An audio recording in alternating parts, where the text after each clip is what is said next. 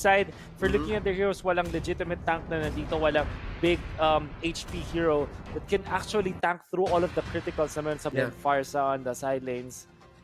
You can't stop Farsa from farming kasi on the side lanes. Well, at least now, hindi na natin kailangan mag-theorize. It's gonna be shown here.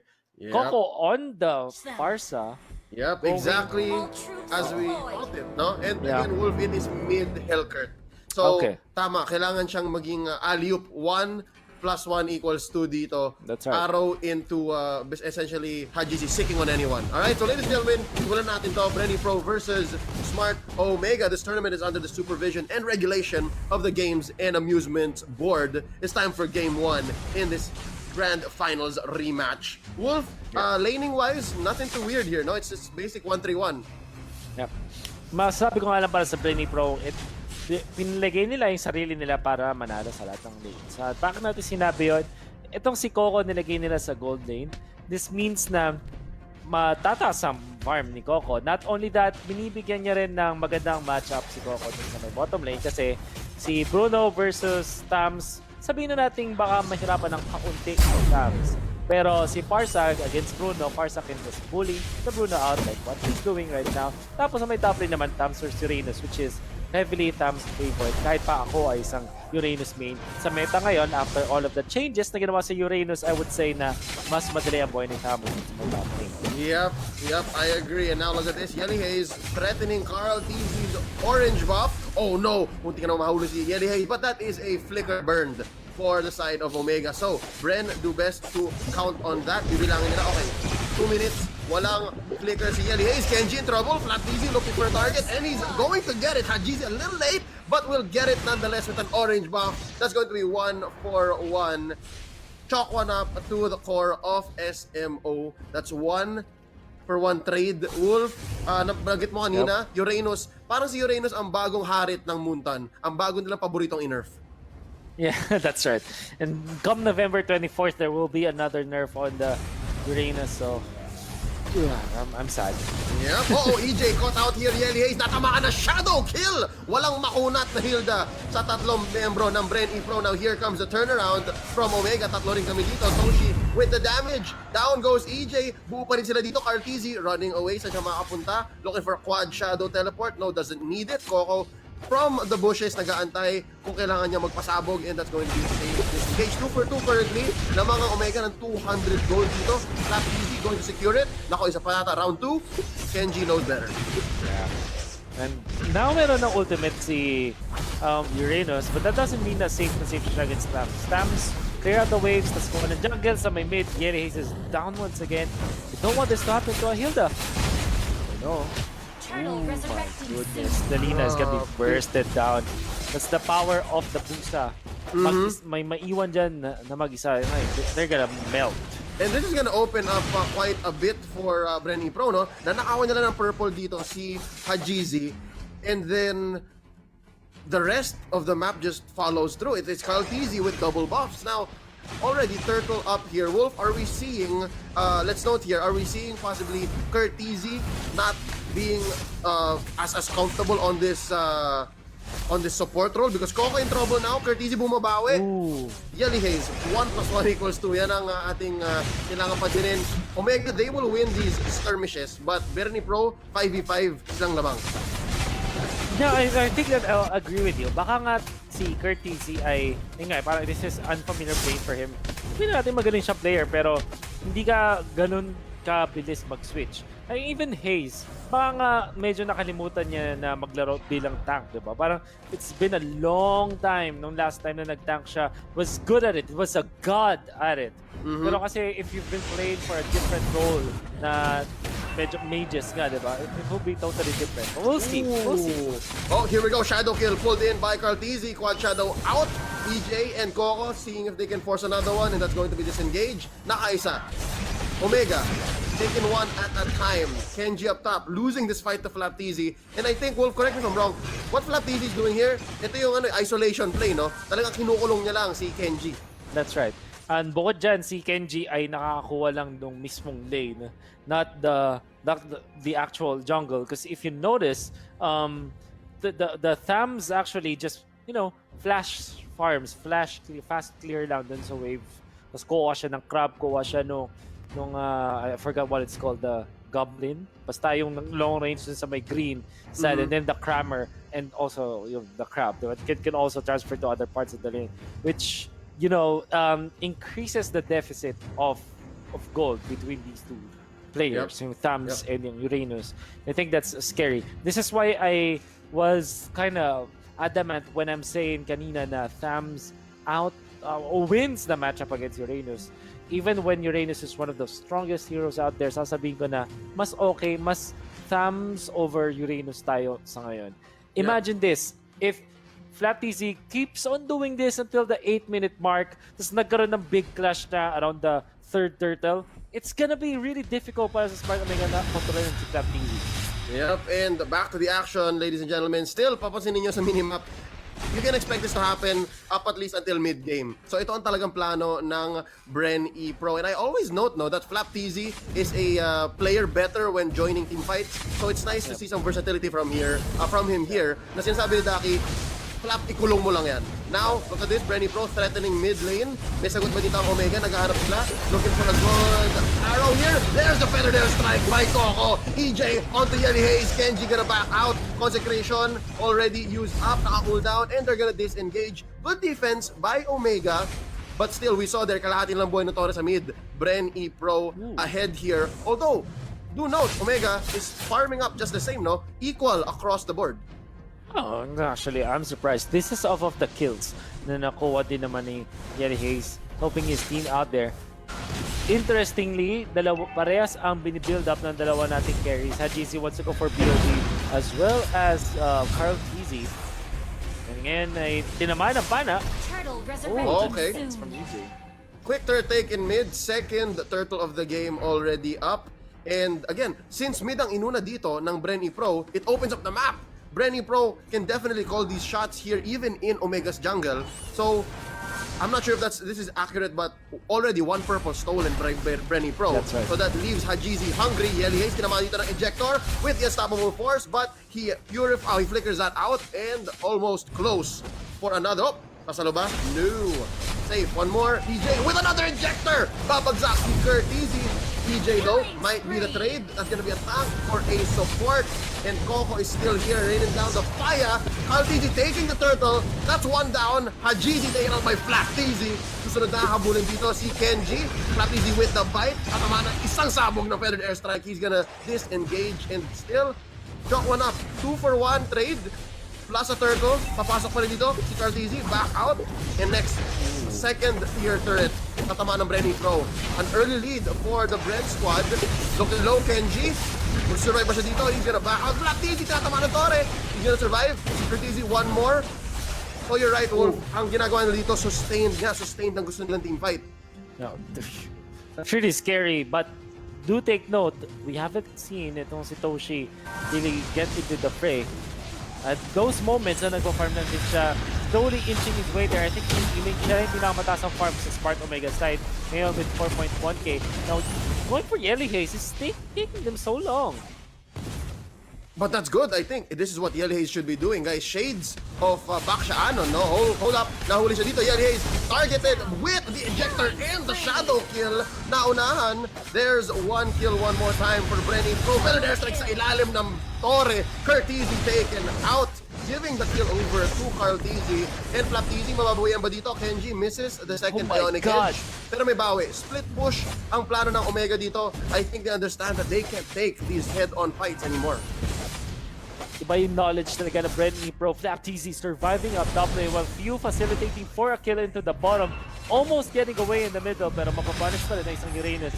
The feathered airstrike gonna be used just to clear the waves. At this point, Smart Omega quite crumbling against BREN Pro. Oh no, Kenji targeted with the shadow kill, but nandito na ang cavalry support coming in. Yelly Hayes in trouble. Kurt TZ needs one more to save Yelly Hayes. He gets him. Carl TZ shut down. Napasabog din si EJ. Magbaback out. There's the feathered airstrike. Coco misses a couple of hits onto the dying Kurt TZ. Bamba out muna. We'll take this trade here, ladies and gentlemen. 2 for none. And once more, we are at deadlock, Wolf. 8 and 8. 2.4 to 2.3k at ang unang turtle ng Omega. they're used to this, I think. Sanay na ang Omega sa ganitong sitwasyon na early game talo, pero hanapan natin ng butas. Whatever it is that Brenny Pro did good no early game ay erased na. Smart Omega really equalized this and had GZ the machine with a wonderful play dun sa may mid lane na kuha niya yung tamang target with the help of his teammates. Nag-sandwich nila doon si Cartesi. I was going for more. Coco will be able to run out. Si GC, mukhang naramdaman niya na hindi nata maganda para sa kanya. Oh no, There it unstoppable is. force here by EJ with the flicker and smart missiles enough. Kinikiliti si GZ hanggang mahimatay. That's going to be one more for the KDA machine. 4-2-2 ang Hellcurt ni Curtizi. Papasukin si Few. Oh no, they're short of burst. Oh, flame shot by Curtizi. That's a trade 1-for-1 across the board. 9-9 pa rin. Wolf, Oh my this is God. deadlock. Nagsasagutan sila. This is what we expected from the hype match. Now, Yelly Hay still tacking through 6 stacks to his passive. Dalawa na lang at magiging full stack na yung kanyang ultimate. I'll go for EJ, but EJ is gonna run out for sure. Okay. I think key here for BREN Pro is they have to watch out for Toshi. Here's the feather there strike by Coco. Papasabugan. Yelly Hayes, Mamba out. Toshi still sitting at 0-0 and 3, no? Plus Purify, so he's super defensive. He has that dash out, and he has that Purify. Oh, Coco with a 5-minute stun, ladies and gentlemen. Joke lang, 5 seconds lang yan, less than 3.5. It's Caltisi shadowing through, but he's gonna get burned by Toshi. Blown out, footballs to the face. Genji sasalo ng isang barrage. There's an ejector onto Yelly Hayes, the perfect target for SMO. Masaya sila na si Yelly Hayes na ang nahuhuli. EJ, Mamba out. That's going to be a free kill for Omega. Despite a long fight, no? Ang ganda na naisahan pa nila si Caltisi. This is really scary. Coming up from Smart Omega, nafe-feel na natin yung kanilang late game prowess having 2 cores. Curtizi, I wanna say, sobrang ganda yung pag-outlane niya kay GC na nagabol sa kanya bilang Hellcurt. Tinatime din yung pagtalon para maiwasan niya with the quad shadow. However, it was Toshi na handa para sa kanya. All bases covered for Smart Omega, and you see that goal for Smart Omega. I think ang mantra ni Coach Dale dito, no, especially for the first 10 minutes of the game, was Omega kapit lang. Because they were really waiting for Toshi, and I feel like Wolf, maybe 2 or 3 more team fights that go that way, na parang Brenny Pro loses 1, Brenny Pro loses 2. Soon enough, we might see Omega win and say, salamat Toshi. Salamat Toshi. Here he goes. The classic marksman na makikita natin. It's like a throwback to last season, last conference. First, pinakaunang conference sa season kung saan si Toshi ang naglalaro ng malupit na marksman para sa Smart Omega. And ramdam na ramdam natin yan at this point. Yep. Again, there's a lot of throwbacks happening, guys. Happy Throwback Thursday, no? This is definitely a nice match to open up with. Kasi, abangan niyo yung susunod na matchup, laban ng mga bago sa liga. That's HFE and LPE coming up next. But for now, Brenny Pro, Smart Omega, game 1 pa lang to. 12 minutes in, nag-aantay si EJ dun sa may bush. He's kind of sandwiched, no? They really need the support of Few here, Yelly Hayes. Ooh. Like a bouncer. Like a bouncer. It's making sure na hindi nakakontrol ang jungle ng Brenny Pro. Making it so na tumataas yung deficit din ng kanilang mga farm. However, I wanna say Brenny Pro dahil sa kanilang farm sa kaya na depensa ng Topa ni Dorado. Yep. And as you can see, it's so easy for Brenny Pro to clear out the waves. Pero hindi niya target ng Omega. In fact, nakakuha na ng 3 na mukhang papuntang 4 pa na Torre. Ikaw ng Smart Omega with this turret. Here we go! Toshi mowing down that turret, dealing damage to the front lines of Brenny Pro while Kenji was clearing the way from the back. So Wolf, do note here, no, ang ganda ng recovery ni Kenji. From the first, 5-6 minutes of the isolation play ni Flap TZ, nakapag-transition din si Kenji to affect the map all the more. That's right. At kung mapapansin nyo, ay isa lang yung death niya. The only death that he garnered was the first death on himself. And this is Kenji that we know. This is clutch time Kenji waiting for Clutch it. Pero time Kenji. meron ding clutch sa kabila, yung Coco clutch. So the it Coco kind of clutch. evens out. Yeah, we'll see. Nasa kanya ang napakalaking responsibility ng mga wave clear ng waves coming out from BREN ESPORTS. Needs to be very careful kasi may pana pa rin yung Smart Omega. Pwedeng kumuha sa kanya. Pwede pang feathered airstrike. So you This can looks see, like a full engage. Wolf pumasok sa likod si Kenji, dealing the damage. Nakapag-feathered airstrike na dito. Si Coco, down goes from si Hajizi is on a blood feud with this other TZ sa kabilang side. That's gonna be one down. Hajizi, the KDA machine, stealing the orange buff of Carl TZ. Wolf, are we seeing the Hayabusa fall off? This seems like Carl TZ is in trouble. 100%. Yung Smart Omega nga, nakakita ko ng isang dominant ice kay Kenji. Hindi ako magugulat kung kahit yung mga cores ng Smart Omega ay kumuha na rin defensive items for themselves. Like what we're seeing now, it's a breastplate coming out from the Uranus. Endurance for this Selena, definitely good against the sustain. At syempre nakita tayo ng full slot item coming out from the Bruno. I think that they will soon get the Queen's Wings for Smart Omega just to deal with this Hayabusa. And if you're asking me kung nag-follow up na Hayabusa, definitely yes. Dahil nandito na tayo sa point na hindi na ganun ka-scalable yung kanyang damage output. In fact, ayun na nga, Athena Shield picked up by Toshi as a form of defense. Lalong-lalo pag napaunan na sila ng Feathered Airstrike. So, this is Smart Omega saying na we know how to itemize against you, Brennan, bro. And I think that's just all of our players in the league and just in general sa Mobile Legends. People are starting to pick up on the importance of itemization. So guys, always, babantayan ninyo kung anong klaseng damage ang meron ng kalaban at kung anong dapat buuin para matalo nyo yon. Here we go, looking for another good engage. Coco catches an arrow pero wala namang engage. So maganda pa rin naman ang sabihin nating enforcers ng BREN ESPORTS. We have EJ and Flap TZ. But then merong wave clear coming out from the far side. May 3 items na at this point. See those casual dreadnought armors? Definitely good against Omega na napatas din ng physical damage output. In fact, magic talaga na Omega, it only comes out of the Selena as well as the Uraden. Now they catch one. Oh my god, Dale, what is happening? Yelly Haze, makapasok ng bush but it's not enough against 5 members of ePro. There's no way that Yelly Haze gonna survive that. But it was all for the Lord. The sacrifice has paid off. Here comes Toshi and Kenji in the middle of it all. Nakapag-feathered airstrike din si Coco. So there is no more ult from this far sa mga kaibigan. Kenji gonna back out and just buy time. Papasok din si Flap TZ. Oh, he has bursted down! Wolf, nakita mo yun! Isang combo lang. Down to 1 HP si Carl TZ. Now EJ gonna be bursted down as well. Walang shield ang Joed na ito. Toshi with a double kill. Flap TZ goes down. Hajizi bursted down from the back. Coco gets him. There's the shadow kill. Carl TZ takes down Toshi. Dalawa na lang natitira dito para sa Omega. It's Kenji and Curtizi. Oh, what a turnaround. 3 on 2. Carl TZ still alive. Oh, but he gets down at 2v2. Dalawang mage laban sa Uranus at Selena ni Kenji at Curtizi. I think they're fine here, Wolf. Timers-wise, lamang ang Omega since na unang namatay si Haze. And they can definitely still make the most of this Lord. But right now, they're threatening all lanes. Omega is knocking on the doors of BREN Pro. Oh, what a play coming out from Smart Omega. Sabihin ko na sana the burst down potential against this Hayabusa is great. Dahil nga naman malalambot mga heroes ng BREN Pro, that also includes the Hayabusa. At it doesn't matter kung hindi nila patay si Hayabusa or din, but Carl TZ kinda outplayed them. Nag-heal up lang siya, nagkita ng ultimate niya, tapos agad si Toshi, and Toshi was definitely nothing nung wala na siyang katabi na pwedeng sumalo nung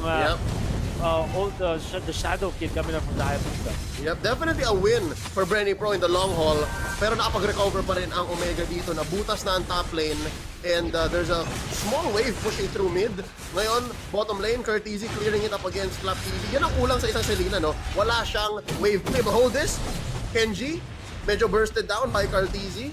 Does not have immortality right now, ladies and gentlemen. Ma'am out muna. Retreat, tactical retreat. And this is Omega just juggling the lanes, balancing pressure.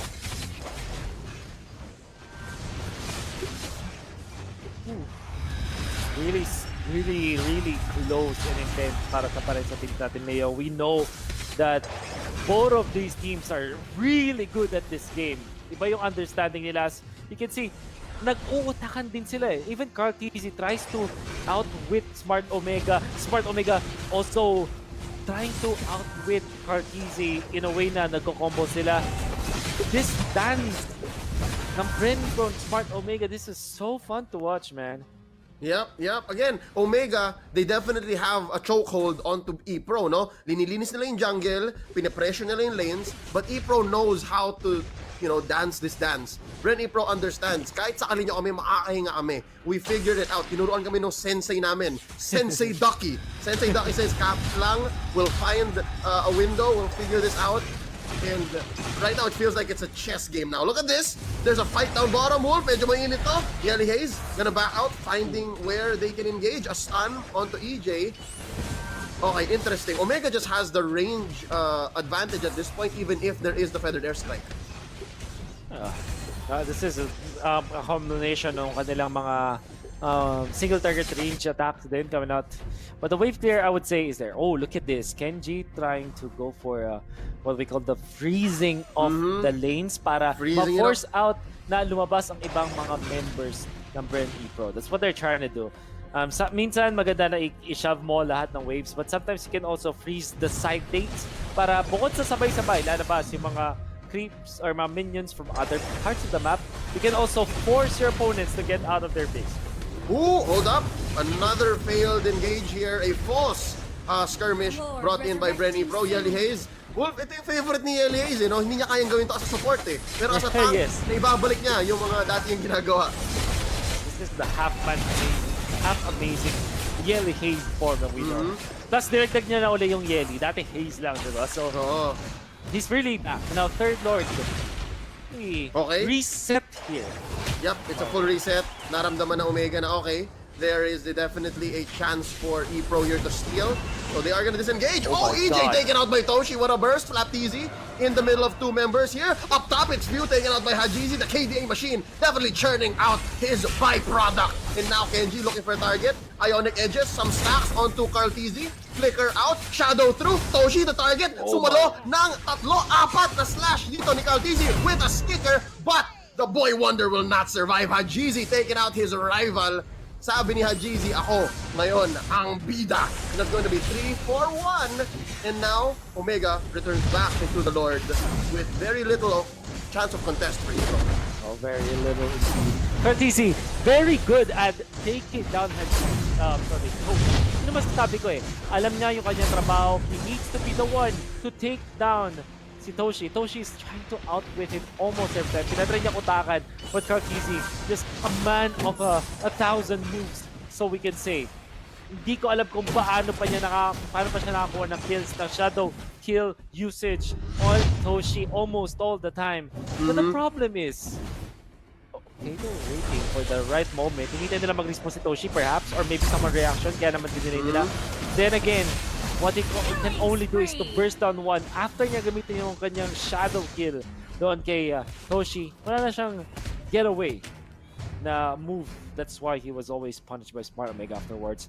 Nevertheless, still pretty good showing coming out from BREN Pro. Yep.